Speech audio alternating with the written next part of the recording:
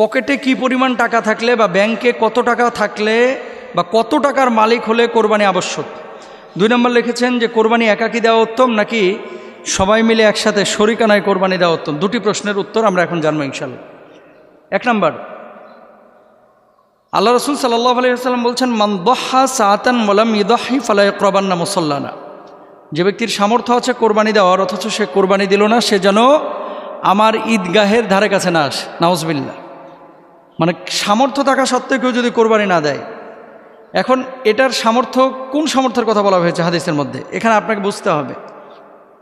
জাকাত আবশ্যক যাদের উপরে, জাকাত ফরজ, একটা মূলনীতি মাথায় রাখবেন, জাকাত ফরজ যাদের উপরে, কোরবানি ওয়াজিব তাদের উপরে। তবে জাকাতের নেশাবটা 1 বছর থাকা জরুরি। কোরবানির নেশাব 1 বছর না, মাত্র 3 দিন থাকা জরুরি। এটা আপনাদেরও জানা দরকার। কয়দিন থাকা জরুরি? 3 দিন। কোন 3 দিন?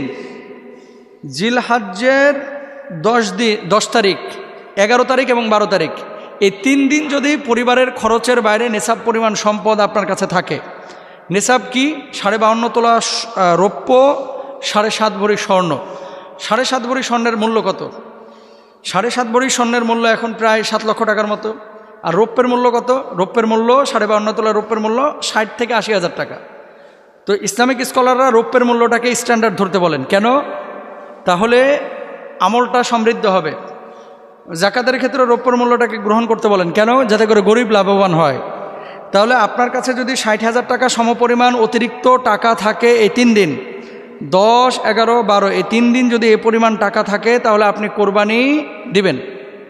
আপনি বলবেন যে হুজুর 60,000 টাকা আমি কি কোরবানি দেব? 60,000 টাকা আপনি তো একটা ছাগল কোরবানি দিতে পারেন। 20,000 টাকায় ছাগল পাওয়া যায়, 22,000 টাকায় ছাগল পাওয়া যায়, 15,000 টাকায় ছাগল পাওয়া যায়। আর আপনি যদি বলেন যে না আমি দিব না, তাহলে বোঝাপড়া আল্লাহর সাথে হবে আপনার। এখানে তার হুজুর জোর করে আপনাকে বলতেছে না যে জবাই করেন। আর যদি আপনি 7 লক্ষ টাকার হিসাব করেন স্বর্ণের মান হিসাবে, তাহলে কিন্তু অধিকাংশ মানুষের উপরে কোরবানি আবশ্যক না। 7 লক্ষ টাকা কয়টা মানুষের আছে? অধিকাংশ মানুষের উপরে কোরবানি আবশ্যক না। কিন্তু রাসূল সাল্লাল্লাহু আলাইহি ওয়াসাল্লামের হাদিস, যে সামর্থ্য নেই তারপরেও যদি কেউ ম্যানেজ করে কোরবানিটা দেয়, আল্লাহ সুবহানাহু ওয়া তাআলা ওই কোরবানির সওয়াবও দেন। সুবহানাল্লাহ। এখানে আরেকটা বিষয় আছে, কোরবানির সওয়াবটা কি? যেই পশু আপনি জবাই করতেছেন, এই পশুর রক্ত গড়ে মাটি স্পর্শ করার পূর্বে আল্লাহ রাব্বুল আলামিন আপনার জীবনের গুনাহ খাতা মাফ করে দেবে। সুবহানাল্লাহ বলেন। এবং প্রত্যেকটা পশমের বদৌলতে আল্লাহ সুবহানাহু ওয়া তাআলা একটা করে সওয়াব দেবেন। এক্ষেত্রে কিন্তু মানুষ উদাসীন, বুঝছেন? যখনই জাকাতের বা কোরবানির কোনো ফাংশন আসে, তখনই মানে ওই কৌশল অবলম্বন করে, আমি ঋণগ্রস্ত, আমার তো টাকা কাছে নাই, আমার তো টাকা ডিপোজিটে পড়ে আছে, আমার তো পরিবার চালাইতে সমস্যা হচ্ছে, পারলে দিবেন। সওয়াব কার না দরকার আছে ভাই? সবারই তো সওয়াবের দরকার আছে।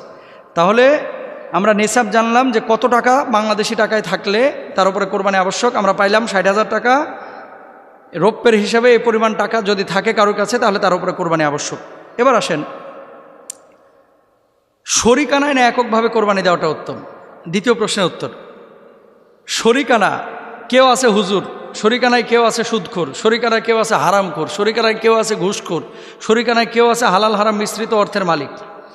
এখন যে মানুষটাকে আপনি শরিক নিচ্ছেন, সে মানুষটার পূর্ণাঙ্গ ইনকামের ধারাটা, এটা কিন্তু আপনিও জানেন না, আমিও জানি না। এটা সম্ভব না জানা। কিভাবে সম্ভব বলেন? এটা কিন্তু সম্ভব না। কেন সম্ভব না? কারণ হচ্ছে ও কোন জায়গায় হারাম নিয়েছে, কোন জায়গায় হালাল নিয়েছে, এটা তো আমি দেখে আসছি না। আপনি ধরেন হালাল টাকায় পশু কোরবানি দিচ্ছেন, একটা গরুতে 1 ভাগ নিয়েছেন, আরেকজন সুদখোর 1 ভাগ নিয়েছে।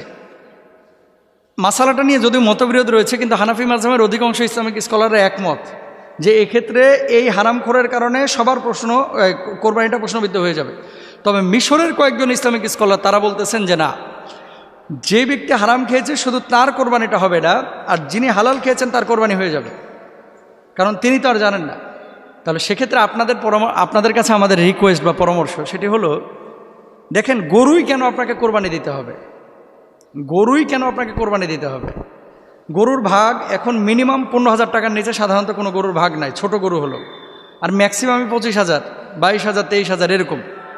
তো আপনি 25,000, 22,000 টাকা দিয়ে এক ভাগের টাকা দিয়ে কিন্তু একটা ছাগল পান।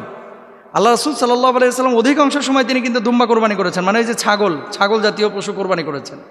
একটা নিজের পক্ষ থেকে, নিজের জন্য, আর আরেকটা হচ্ছে উম্মতের পক্ষ থেকে সওয়াবের জন্য আর কি করেছেন। তো রাসূল যদি ছাগল টাইপের পশু কোরবানি করতে পারে, তা আপনি আমি কেন খালি গরুর দিকে ঝুঁকতেছি? হুজুর গরুর গোশতের স্বাদ বেশি, এই জন্য খালি গরুর দিকে আমরা ঝুঁকি। হুজুর গরুর গোশতটা একটু খাইতে ভালো না, জিব্বার স্বাদের লাগে যদি সুদখোরের সাথে ঢুকেন, ও তো আপনার কোরবানিটা বরবাদ করে ফেলবে। এই জন্য আমরা খেয়াল করব, কোনো সুদখোর ঘুষখোরের সাথে আমি কোরবানি দিব না। দরকার হয় ওই মাদি ছাগল দিয়েও কোরবানি দেওয়া যায়, কিন্তু মাদি ছাগল পেটে বাচ্চা না থাকলে, এগুলো তো 12-13 হাজার টাকা তো পাওয়া যায়। আপনি একটা ছোট্ট মাদি ছাগল নিয়ে এসে কোরবানি দেন, তারপরও কোনো ঘুষখোরের সাথে কোনো মোটা তাজা গরুতে অংশ নেবেন না। আল্লাহ তাআলা আমাদের বোঝার তৌফিক দান করুন। মোহতারাম, আমি আপনার কাছে জানতে চাচ্ছি যে আমি কিছু ঋণ আছি, মানে ঋণগ্রস্ত ব্যক্তি, আমার উপরে কোরবানি আবশ্যক কিনা। 2 নাম্বার, আমার মৃত বাপমার পক্ষ থেকে আমি কোরবানি দিতে পারবো কিনা। ভেরি ভেরি ইম্পর্টেন্ট দুটি বিষয়। ঋণগ্রস্ত ব্যক্তির কোরবানি আবশ্যক কিনা এবং মৃত বাপমার পক্ষ থেকে কোরবানি দেওয়া যাবে কিনা। ঋণগ্রস্ত ব্যক্তি, ঋণ যারা আপনারা নিয়েছেন, এখানে দুটো বিষয় আপনাকে বুঝতে হবে। একটা হচ্ছে ঋণ পরিশোধের পরেও যদি নেশাব পরিমাণ সম্পদ আপনার কাছে থাকে, আপনার উপরে কোরবানি আবশ্যক। এখন বলবেন যে কোরবানি আগে জরুরি নাকি ঋণ পরিশোধ করা আগে জরুরি? আগে ঋণ পরিশোধ করা আপনার উপরে জরুরি। 2 নাম্বার ঋণ আছে যেগুলো আপনি কিস্তিতে শোধ করেন, 2 বছর 3 বছরের জন্য আপনি ঋণ নিয়ে রেখেছেন, তাহলে যে পরিমাণ কিস্তি এ মাসে দিচ্ছেন, এই কিস্তির বাইরে যদি নেশাব পরিমাণ সম্পদ আপনার কাছে থাকে, আপনার উপরে কোরবানি আবশ্যক। কিন্তু আমাদের বাংলাদেশের মানুষ বড় সুযোগ সন্ধানী, কিস্তি নিচে 5,000 টাকা, ব্যাংকে পড়ে আছে 2 লাখ। হুজুর আমি তো ঋণগ্রস্ত। বদমাইশ অনেকে এই বদমাইশি করে, কীরকম জানেন? আমাদের কাছে তো মাসালা আসে, ওই জাকাতের টাকা আদায় করবে না, জাকাত দিবে না এবং কোরবানি দিবে না, এই জন্য কী করে, এই টাকাগুলো কিছু ঋণ টিন নিয়ে রাখে, আল্লাহরে বুঝ দেয়। আল্লাহ আপনার চাইতে অনেক বেশি বুঝে ভাই। কারে ফাঁকিবাজি করতেছেন? আল্লাহর সাথে ফাঁকিবাজি চলে না। আল্লাহ আপনার অন্তরের খবর জানেন, আল্লাহ আপনার মানসিক অবস্থা জানেন। আল্লাহ সুবহানাহু ওয়া তাআলা আপনার দিনের এবং রাতের সব বিষয় আল্লাহ সুবহানাহু ওয়া তাআলা জ্ঞাত। ইন্নাল্লাহা আলিমুম বিযাতিস সুদূর। সুতরাং ঋণগ্রস্ত থাকলেই কোরবানি হবে না। এই বাংলাদেশের শিল্পপতি যারা 1000 কোটি টাকার মালিক, কোন শিল্পপতি আছে যে ঋণগ্রস্ত না? আপনি বলেন আমারে। যারা বড় বড় ব্যবসায়ী, কে ঋণ ছাড়া ব্যবসা করে? সবাই তো ঋণগ্রস্ত। এখন এই সেরা শিল্পপতি, সেও যদি বলে, বেক্সিমকো গ্রুপের মালিক, যে আমি তো ঋণগ্রস্ত, আমার উপরে কোরবানি আবশ্যক না, তিনি তো বলতে পারে না। মাসালা এটা না। নেশাব যদি আপনার উপরে থাকে এবং কিস্তি যে মাসে আপনি আদায় করতেছেন, এটা দিয়ে আপনি কোরবানি আদায় করবেন। মৃত বাপ মার পক্ষ থেকে কোরবানি, আমরা একটা জিনিস ভুল করি যে মৃত বাপ মার নামে কোরবানি। নামে কখনো কোরবানি হয় না, পক্ষ থেকে হয়। যদি বলে যে অমুকের নামে কোরবানি, কোরবানি অশুদ্ধ হয়ে যাওয়ার সম্ভাবনা আছে। নাম হবে কার? একমাত্র আল্লাহর। আল্লাহ কোরআনে কি বলতেছে? ওয়ালা তাকুলু মিম্মা লাম ইউজকার ইসমুল্লাহ। আল্লাহর নাম ছাড়া কোনো পশু যদি কেউ জবাই করে, এটা খাওয়া যাবে না কিন্তু, এবং ওই পশুটা মুসলমানের জন্য খাওয়া হারাম। এবার আসেন আরেকটা দলিল নেন। আল্লাহ তাআলা কি বলছেন? ইন্না সলাতি ওয়া নুসুকি ওয়া মাহইয়ায়া ওয়া মামাতি লিল্লাহি রাব্বিল আলামিন। আমার নামাজ, আমার কোরবানি, আমার জীবন, আমার মরণ একমাত্র কার জন্য? আল্লাহর জন্য। এখন আল্লাহর জন্য আপনি কোরবানি দিচ্ছেন। আমরা একটা স্পেলিং ভুল করে থাকি যে আমার নামে কোরবানি, দাদির নামে কোরবানি, বাপের নামে কোরবানি। না, কারো নামে কোরবানি হবে না, তার পক্ষ থেকে হবে। মিন্নি, মিনহুম, মিনহা, মিনহু, কথা বুঝতে পেরেছেন? মানে আমার পক্ষ থেকে, তার পক্ষ থেকে, তাদের পক্ষ থেকে, তাহার পক্ষ থেকে, এটা হতে পারে।